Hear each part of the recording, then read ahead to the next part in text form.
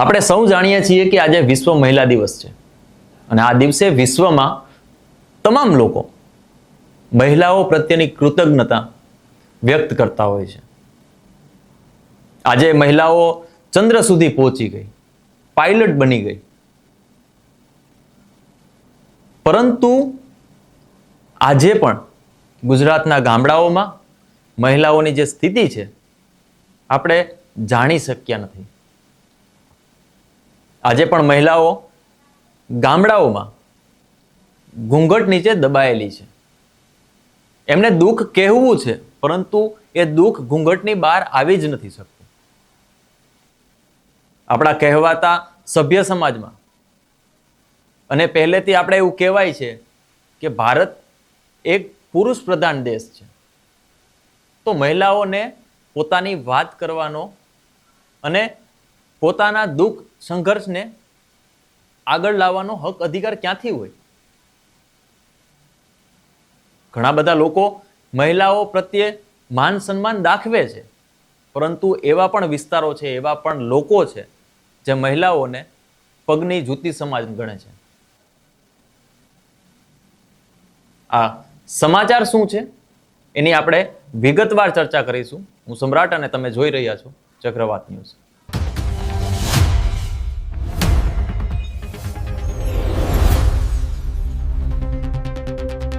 આજે મહિલા દિવસના ઉપલક્ષમાં સમગ્ર ગુજરાતમાં ઠેર ઠેર કાર્યક્રમો થઈ રહ્યા છે.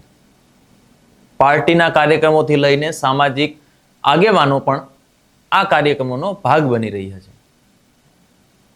પણ મુખ્ય વાત એ છે કે મહિલાઓની જે ગામડાઓમાં સ્થિતિ છે એ માત્ર મહિલા દિવસ ઉજવવાથી બહાર નહીં આવે, ઓછી નહીં થાય. અને આ સરાહનીય કાર્ય વડગામના ધારાસભ્ય જિગ્નેશ મેવાણીએ કર્યું છે. જિગ્નેશ મેવાણી આજે ડીસાના કુંપટ નામના ગામમાં હતા. તેમણે ત્યાં સમાજની સામે, પુરુષોની સામે, વડીલોની સામે ઘૂંઘટ પ્રથા નાબૂદ કરવા માટે વડીલોને અપીલ કરી. આ માત્ર અપીલ જ નહીં, પરંતુ એમની સાથે જે મહિલાઓ બે છે, જે ગામની મહિલાઓ છે, જેમણે ઘૂંઘટ તાણેલો છે, એ મહિલાઓને જે ઘૂંઘટ છે એ ગામના વડીલોના હાથે અને એમની હાજરીમાં, એમની પરમિશન સાથે આ ઘૂંઘટને ઊંચો કરવામાં આવ્યો. આ વિડીયો જુઓ, પછી એની આપણે ચર્ચા કરીશું. કાઢી નાખો તો સન્માન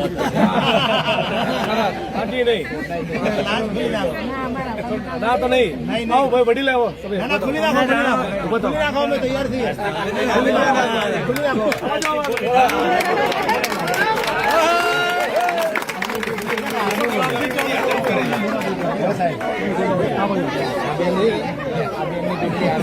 અબે ખોલાવડાવો લાગે ભાઈ, નજીક જાઓ.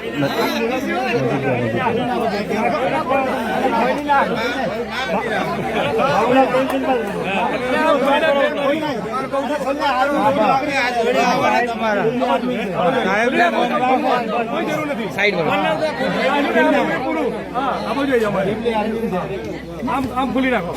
અને ભાઈ આપણે લો જિગ્નેશ મેવાણીની બેન છે, ઘરેથી કોઈ ધક્કા હોતા નહીં.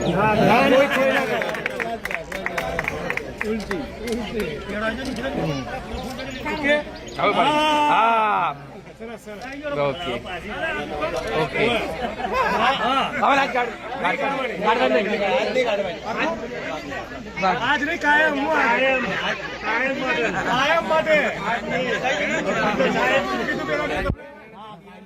સાહેબ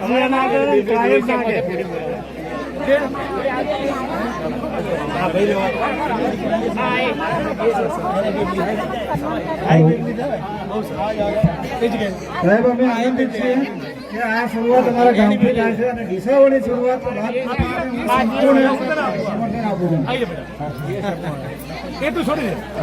સામાન્ય રીતે આમ તો કોઈ પણ નેતા હોય આપણે વિરોધ તો કરતા જ હોઈએ છીએ.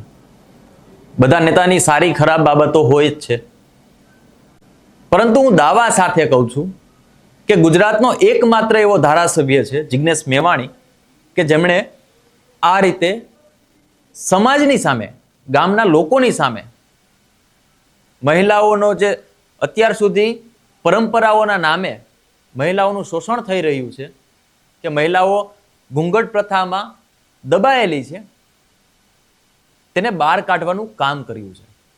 અને એ પણ વિરોધ કરીને નહીં, પરંતુ ગામના લોકોની સંમતિ સાથે. આવા લોકોની આપણા સમાજમાં જરૂરિયાત છે.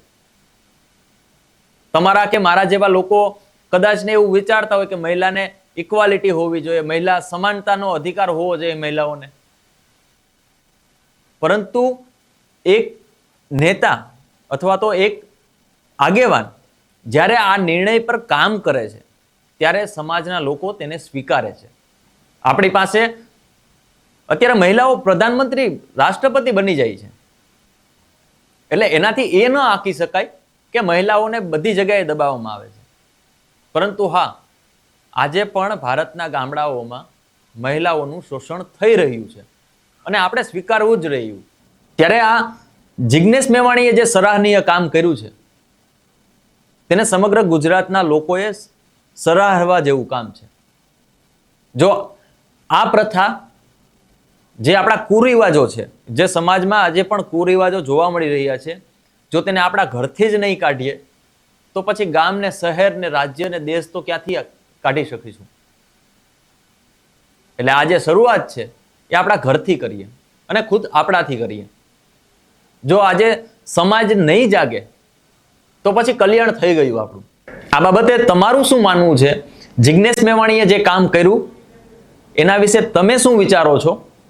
કોમેન્ટ બોક્સમાં ચોક્કસથી જણાવજો. નમસ્કાર.